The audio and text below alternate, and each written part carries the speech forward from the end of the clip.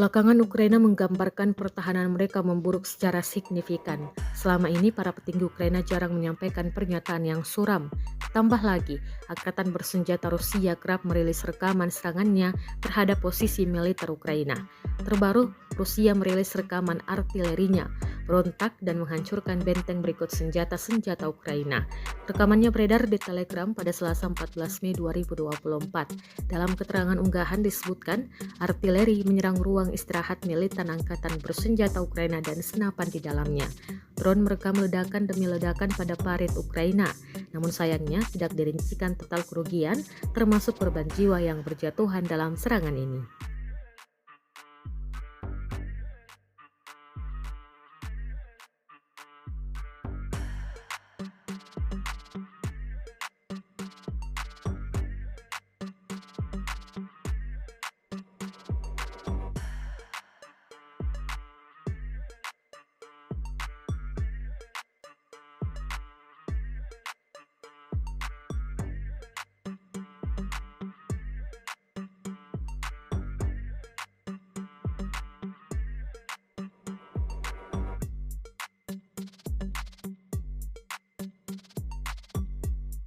Download Tribun X sekarang, menghadirkan lokal menjadi Indonesia.